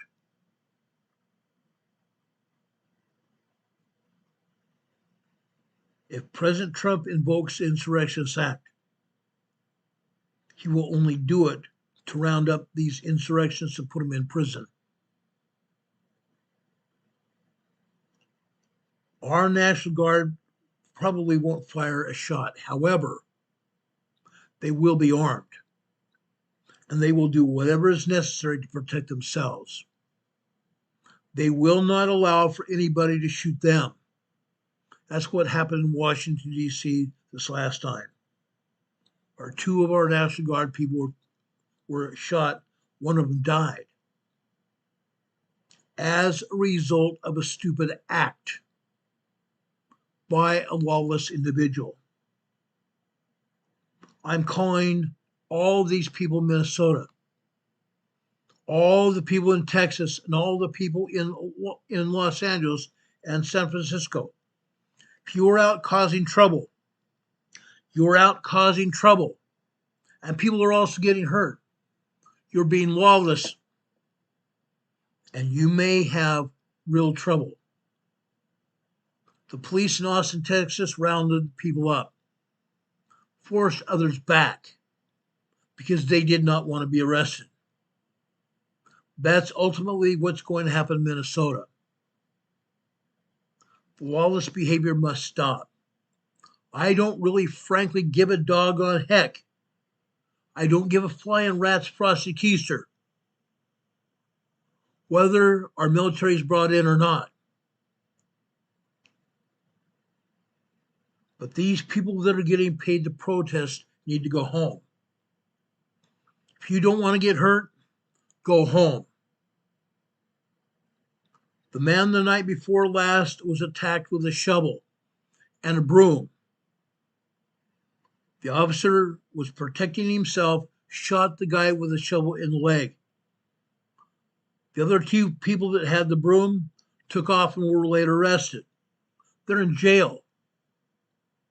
The guy with the shovel is now in jail himself. The ICE agent that was attacked is still in the hospital, recovering from his wounds. He's a federal law enforcement officer. Those people will be charged with attacking a law enforcement officer, you will go to jail. You will be going to jail directly to jail. Do not pass go. Do not collect $200. You're going to be there. You're going to rot in prison. If anybody in Minnesota is watching this program, get through your thick skulls. Heads are going to roll, and your head might be among them. Get something through your skull.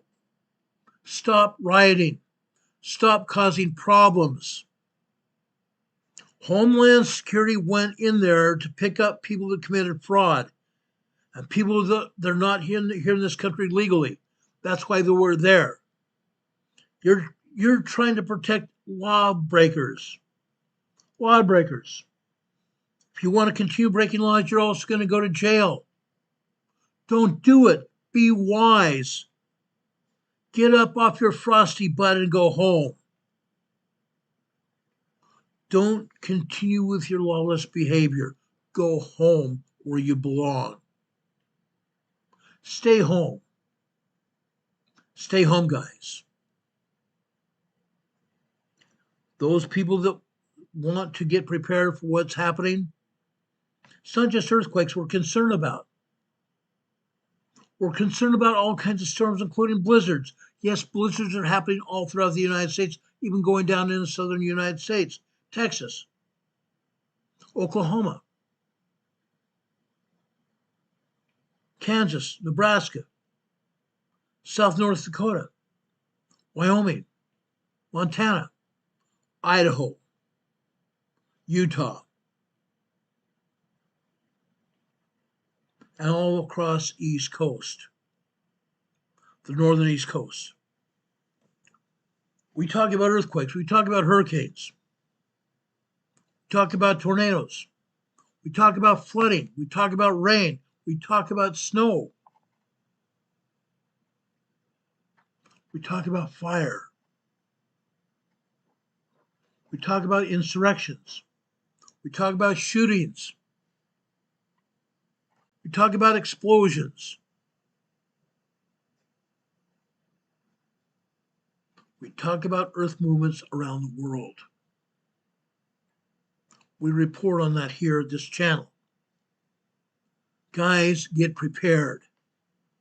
Get and build yourself an emergency preparedness kit. A lot of things you have for your kit are in your home right now, but you may still have to purchase items. Start doing it now. Prepare.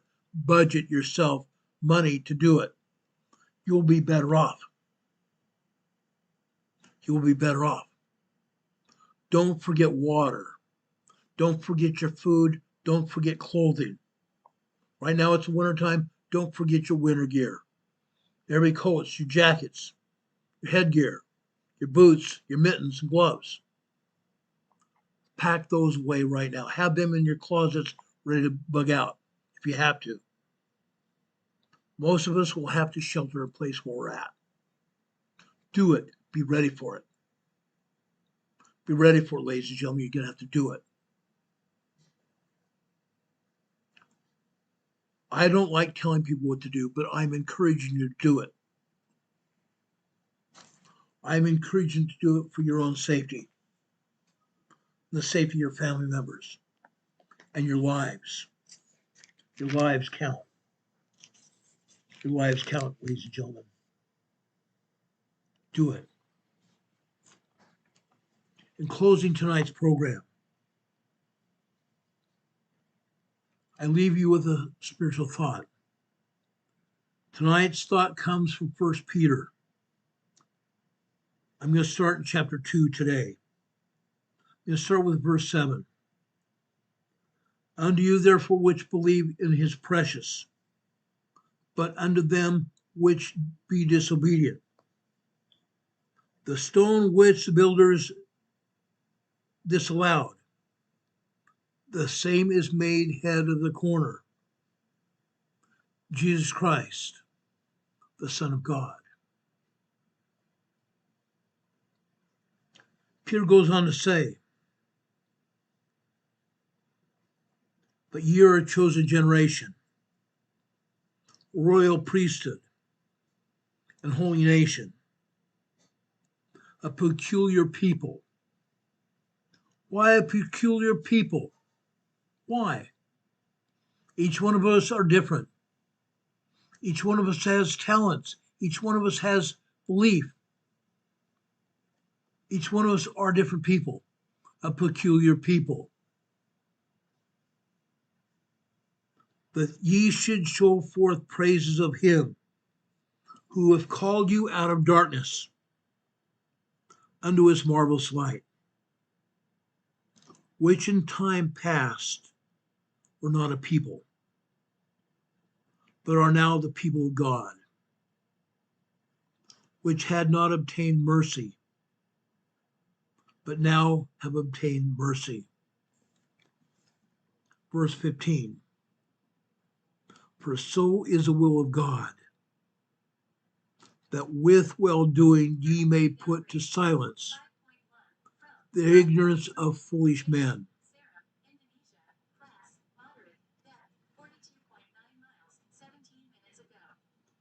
For so is the will of God, that with well-doing ye may put to silence the ignorance of foolish men. That's what the Lord is telling us to do. To silence the foolishness of evil men. To silence the foolishness of evil men. That goes along with whatever we've been talking about tonight, all of what we've been talking about tonight. Guys, today is Friday, the end of the week. All week long, we've been talking about all this stuff we talked about. I'm urging you to help us out. Get this word out, share it far and wide. Share it with your family, your friends, your neighbors, your extended family, the people you work with, and also the people you associate with on social media. Share this program far and wide. While you're doing that, think about helping us keep this program on the air. We have our PayPal locations, 2 of them, scrolling across the bottom of your screen. Go to PayPal and give us donations. We'd appreciate it. We need these donations to keep this program on the air. We have our email address. RLT NSPD EMA at gmail.com. Send us your comments and questions. Send us ideas you want us to see or show on this program. We'll do it. We'll do it. We also have our mainland address, 504 Bethel Road. 504 Bethel Road, Box 401, Morganton, North Carolina. The zip code here is 28655. You can send us cards and letters. We'd love to hear from you. Find out how you're doing with your families, how you are preparing for what's going to happen. We'd love to know. If you want us to share it, we'll share it with everybody else here on the air. In the cards and letters, you can also give us a donation. That's done all the time. We'd appreciate that as well. Now, in closing, may God bless us and be with us this weekend. Normally, we are off the air on Saturdays, but Saturday or Sunday, we may still come back on the air to tell you what's going on if the situation is pertinent. If something happens, we'll be on the air to tell you about it as soon as the information becomes available. Sunday at 12:30, we come on the air with a Sunday school class we call Come Follow Me, the Savior Said, on this same channel. Come Follow Me, the Savior Said, on the same channel. Sunday at 12:30. We're going to be talking about the first few chapters of Genesis. I would love to see most of you with us. All of you with us if you want to. We'd love to have you. May God bless you. May God be with you this day and always. I say that all the time, and I mean it. I care about you and I care about your families. I care about all of you. We pray for you every day, many times a day, all day long. May God be with you until we meet again. We will see you on the other side. Good night, everybody. Much love. See you soon. God bless.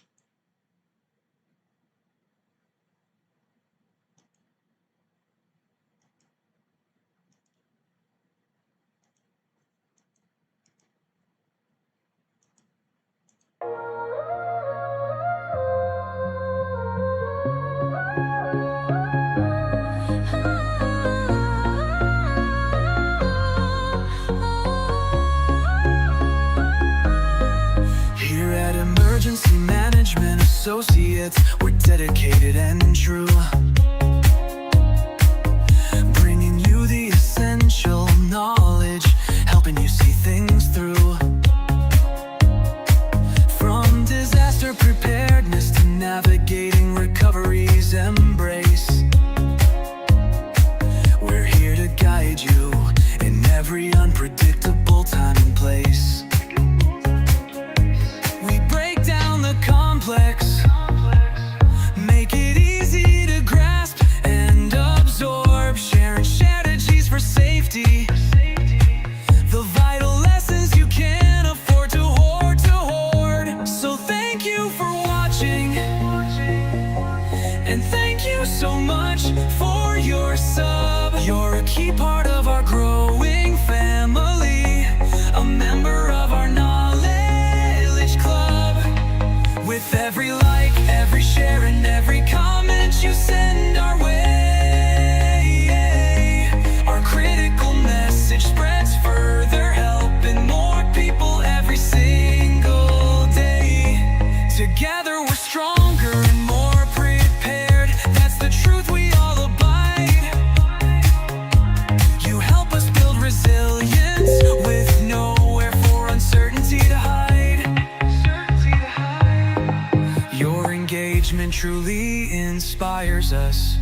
Your feedback acts as a guiding light, helping us continually grow and making our channel's future bright. We're always learning, always striving to be better,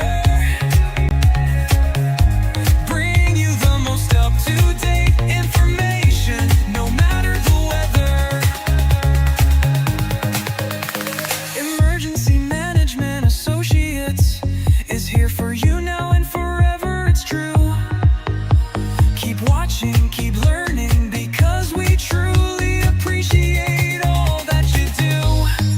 Thank you.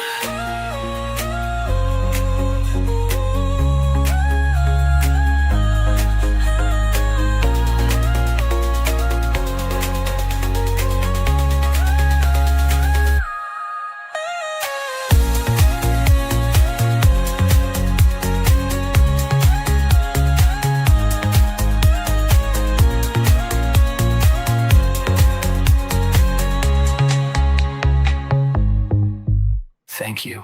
Thanks, guys. We love you. See you soon. Good night.